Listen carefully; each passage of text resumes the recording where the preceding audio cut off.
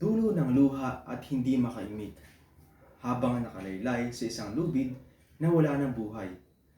Ang mga paa ay diretso nakaturo sa sahig, samantalang ang kamay ay mistulang senyales na wala ng pag-asa sa buhay. Sa bandang naiglamay, nakabakat ang lubid na sanhi ng padalos-dalos na desisyon na tapusin na ang sariling buhay, dulot ng mabigat na nadarama.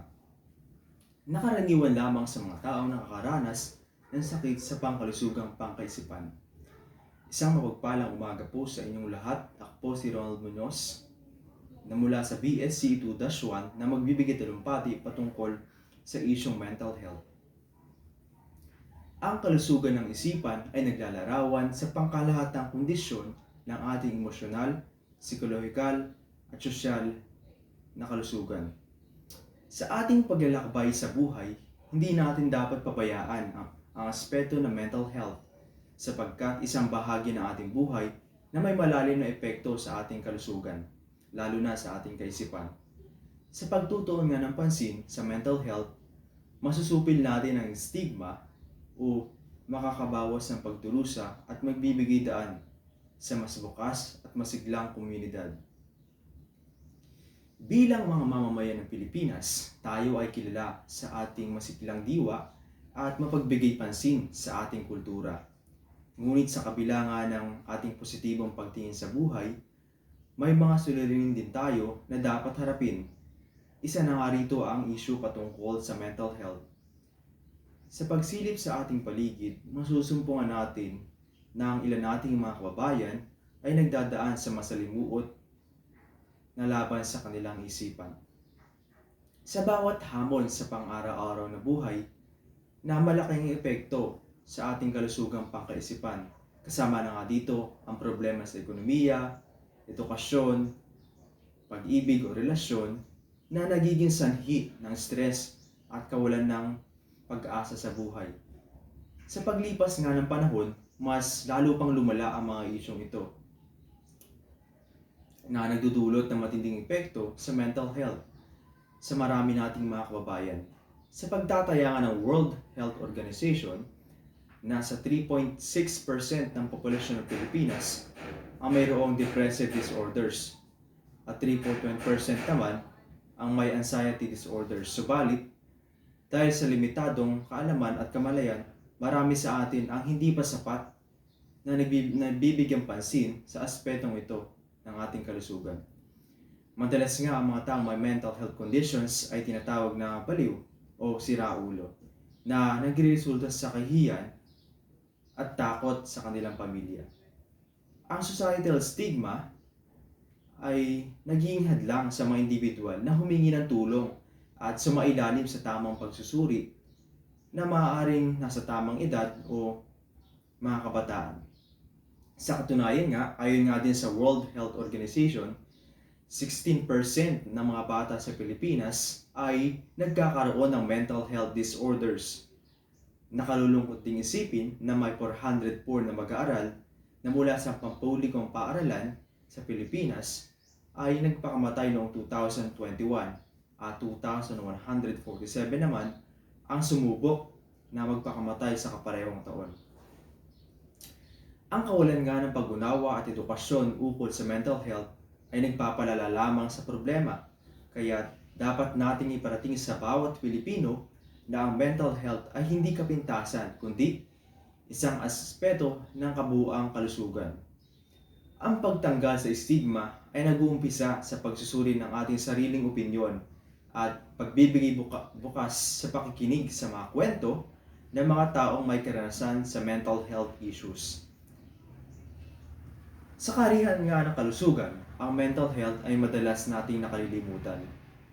Marami sa atin ang hindi nakatutok sa pangailangan ng ating isipan, kaya't nagiging biktima tayo ng mga hamon ng stress, depression at anxiety.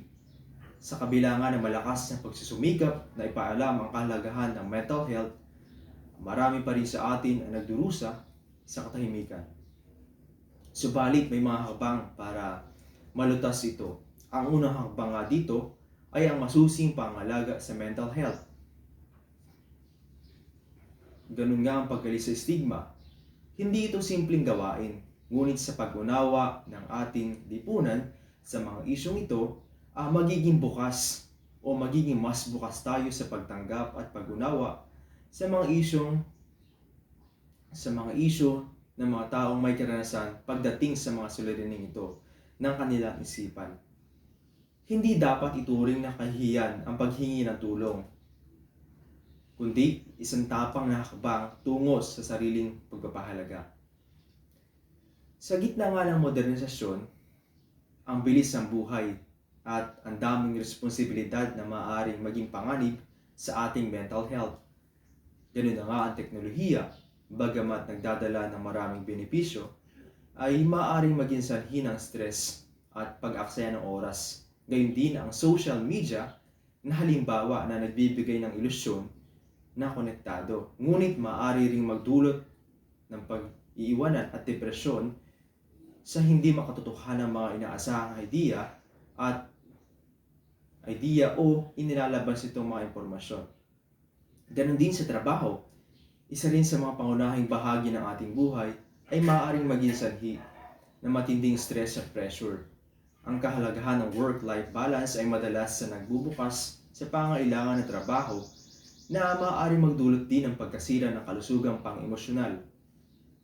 Mahalaga na mabigyang pansin ang mga senyales ng burnout at pagod sa trabaho upang mapanatili ang maayos na kalusugang pangkaisipan. Ang edukasyon at kampanya ay pangunahing elemento sa pagsulong ng kalusugan ng kaisipan sa ating lipunan.